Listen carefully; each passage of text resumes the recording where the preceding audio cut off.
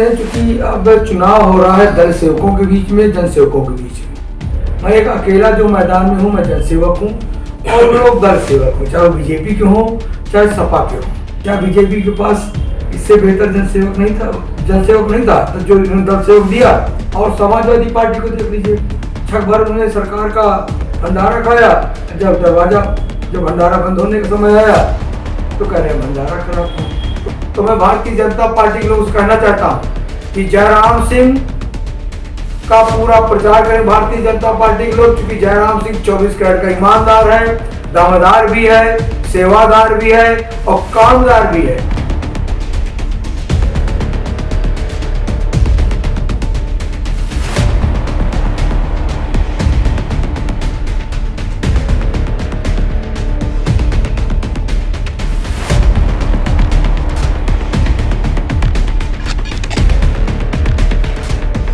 नमस्कार, मैं हूं शरद मिश्रा और आप देख रहे हैं सिटी न्यूज उत्तर प्रदेश।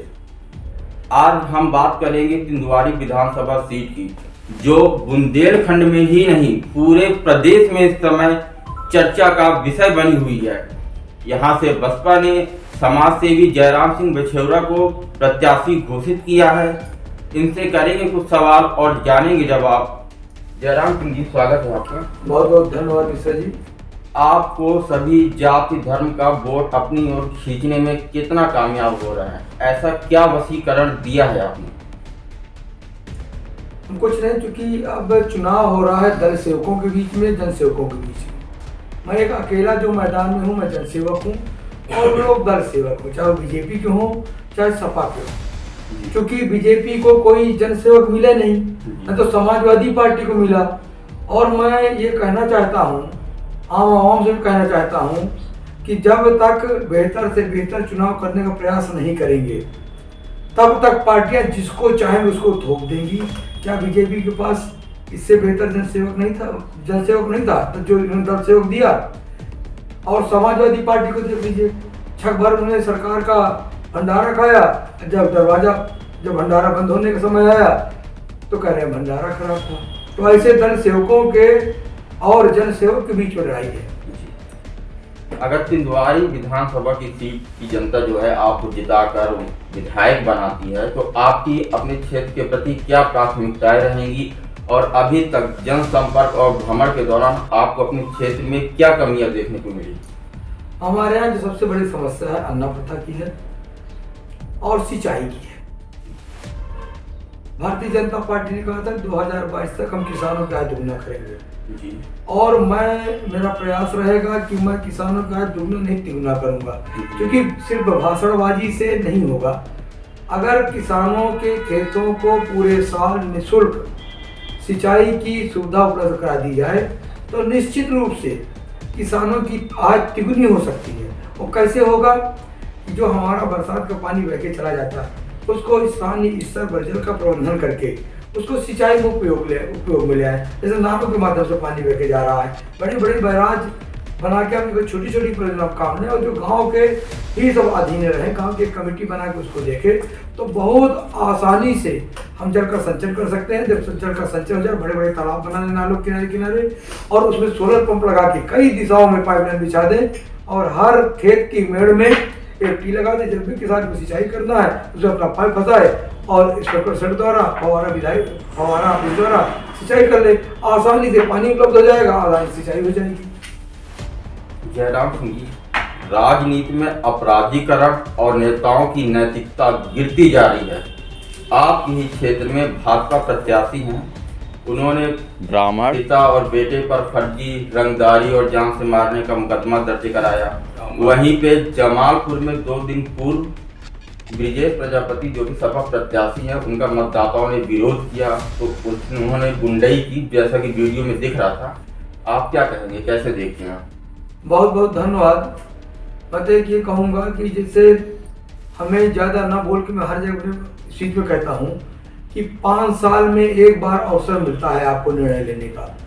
अब आप सिर्फ और सिर्फ बेहतर देखिए। जो विकास के नाम पर वोट मांगे उसको आप वोट दीजिए और जो सिर्फ कह रहा है ऊपर देखो, कोई कह रहा है कि ईमानदार स्वच्छ दावेदार सरकार, तो मैं भारतीय जनता पार्टी के लोगों से कहना चाहता हूँ कि जयराम सिंह का पूरा प्रचार करें भारतीय जनता पार्टी के लोग, क्योंकि जयराम सिंह 24 कैरेट का ईमानदार है, दमदार भी है, सेवादार भी है और कामदार भी है।